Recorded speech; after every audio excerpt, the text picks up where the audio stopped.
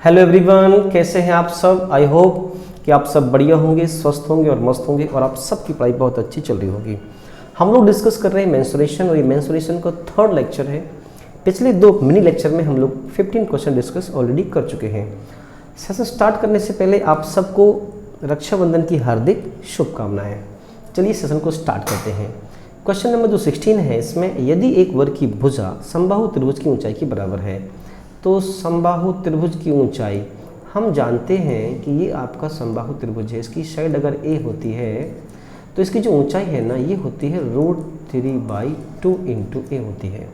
अब इसी की ऊंचाई के बराबर एक वर्ग है जिसकी भुजा इसकी ऊंचाई के बराबर है, तो समबाहु त्रिभुज के क्षेत्रफल का, तो समबाहु त्रिभुज का क्षेत्रफल क्या होता है √3/4 इंटू ए स्क्वायर।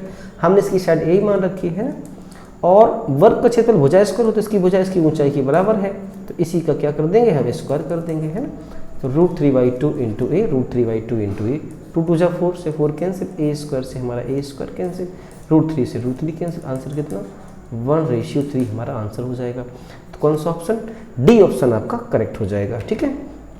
क्वेश्चन नंबर आपका 17, एक समबाहु त्रिभुज, तो ये समबाहु त्रिभुज है ना। इसके अंदर क्या हुआ, एक वृत्त बना हुआ है, इसके अंदर एक अपन वृत्त बना लेते हैं। इसकी ऊंचाई 3√3 सेंटीमीटर। देखिए ये जो ऊंचाई है ना ये 2:1 में डिवाइड करता है, तो इसकी पूरी ऊंचाई जो है हम समबाहु त्रिभुज का फॉर्मूला क्या होता है ऊंचाई का √3/2 इंटू ए बराबर कितना है 3√3, √3 से √3 कैंसिल, तो ए की वैल्यू कितनी आ गई 6। ठीक है। और दूसरी बात 3 यूनिट जो है वो किसके बराबर है 3√3 के बराबर है, तो 1 यूनिट किसके बराबर हो जाएगी √3 की, यानी जो सर्किल है उसकी जो रेडियस है वो आ जाएगी √3। सेंट्रॉइड जो है ट्रायंगल को 2:1 में डिवाइड करता है, तो 2 + 1 3, तो 3 यूनिट √3 के बराबर है, तो 1 यूनिट √3 के बराबर। क्लियर है। तो सर्किल जो है उसकी जो रेडियस है वो √3 आ जाएगी। अब उसने पूछा है कि समबाहु त्रिभुज के क्षेत्रफल का, समबाहु त्रिभुज का क्षेत्रफल, तो समबाहु त्रिभुज का क्षेत्रफल क्या होता है √3/4 इंटू ए स्क्वायर। ए कितनी आ गई 6, तो 6 इंटू 6, अनुपात किसके साथ स्क्वायर के सर्किल के साथ, तो 22/7 इंटू ए स्क्वायर। ए कितनी है आपकी side square, sorry radius square, तो √3 इंटू √3। क्लियर है। तो देखिए क्या होगा √3 इंटू √3 3 हो जाएगा, तो 3 2 जा 6, 6 इंटू 2 12 होता है, तो 4 3 जा 12, 7 यहाँ जाएगा 7 3 जा 21, तो 21 √3/22। ये किस ऑप्शन में है, किसी भी ऑप्शन में नहीं है, तो कौन सा ऑप्शन हमारा पांचवा ऑप्शन जो है करेक्ट हो जाएगा। नेक्स्ट, एक शंकुआकार तंबू के आयतन का, तो देखो एक जो शंकु होता है ना, शंकु के आयतन का फॉर्मूला क्या होता है, इसका फॉर्मूला होता है 1/3 πr² होता है। और गोला की अगर हम बात करें, अर्धगोला की बात करें, तो अर्धगोला यानी जैसे कटोरा है या बेला कह सकते हो, अर्धगोले का जो संपूर्ण पृष्ठीय क्षेत्रफल होता है वो 3πr² होता है। यहाँ पे रेडियस बराबर है तो r की वैल्यू r के बराबर ही है। रेशियो दे रखा है 8:1, तो हम कह सकते हैं 1/3 πr² डिवाइडेड बाय 3πr² बराबर 8:1। देखो πr² से πr² कैंसिल, 3 नीचे आ जाएगा, तो ये हो जाएगा 1/9 into h is equal to 8, तो h की वैल्यू कितनी आ गई आपकी 72 आ गई। अब देखो तिरछी ऊंचाई दे रखी है 75 और जो हाइट है वो आ गई 72, तो यहाँ पे ये आपका एक राइट एंगल ट्रायंगल बनता है ना, समकोण त्रिभुज बनता है। तो 75 का स्क्वायर होता है 5625, 72 का होता है 5184, तो इसका डिफरेंस आएगा 441, तो रेडियस की वैल्यू कितनी आ जाएगी आपकी 21। क्लियर है। अब उसने पूछा है कि ये जो रेडियस जो है घन की भुजा के बराबर है, तो उसका वक्र पृष्ठ, देखो घन का वक्र पृष्ठ क्या होता है 4 इंटू साइड का स्क्वायर, तो साइड रेडियस के बराबर है, तो 21 का स्क्वायर, तो 4 इंटू 21 का स्क्वायर कितना होता है 441, तो ये कितना आ जाएगा 764, तो कौन सा ऑप्शन, बी ऑप्शन आपका करेक्ट हो जाएगा। एक आयताकार मैदान का क्षेत्रफल दे रखा है 144 है ना, कितना दे रखा है 144। आयत का क्षेत्रफल क्या होता है length into breadth, length into breadth का जो रेशियो है वो 9:4 है, तो रेशियो जो है एक्चुअल वैल्यू तो होती नहीं है, तो हम इसको 9x पर 4x कर लेंगे, तो 9 4 जा 36, x into x x² is equal to 144, 36 4 जा 144, तो x की वैल्यू कितनी आ गई आपकी 2 आ गई। क्या इतनी बात क्लियर है। अब x की वैल्यू 2 आ गई, तो लेंथ कितनी हो जाए 9 2 जा 18 और ब्रेथ कितनी हो जाएगी 4 2 जा 8।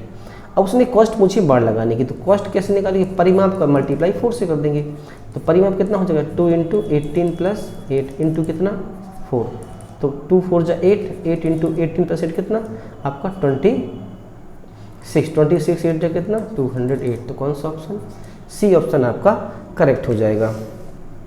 21 देखिए, एक आयत की चौड़ाई, तो एक आयत ले लो आप पहले तो एक क्या ले लो आप, स्क्वायर ले लो। एक आयत की चौड़ाई, वर्ग की भुजा का योग 60 है, वर्ग की भुजा हमने ए मान ली, चौड़ाई इसकी बी मान ली, लेंथ इसकी एल मान ली। तो आपको आयत की भुजा और वर्ग की भुजा का जो सम है वो 60 दे रखा है। और आयत का विकर्ण, विकर्ण क्या होता है आयत का, √2 इंटू ए, ये कितना दिया है 40, ये दिया है आपका 40√2।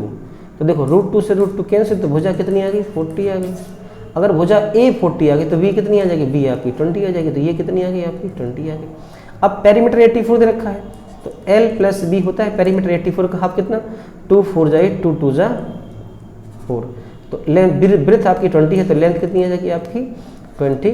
तो लेंथ आ गई, ब्रेथ भी है, आपसे क्षेत्रफल पूछा है, तो लेंथ इंटू ब्रेथ क्या होता है क्षेत्रफल, तो 22 इंटू 20, तो 22 दूनी 44, तो 440 आपका आंसर हो जाएगा। ठीक है, नेक्स्ट, एक वर्ग का विकर्ण, तो वर्ग का विकर्ण 4√2 है, तो वही वर्ग, ये वर्ग है, इसका ये विकर्ण 4√2 है। अच्छा, वर्ग का विकर्ण क्या होता है √2 इंटू ये कितना दिया 4√2, √2 से √2 कैंसिल, तो ए की वैल्यू कितनी आ गई 4।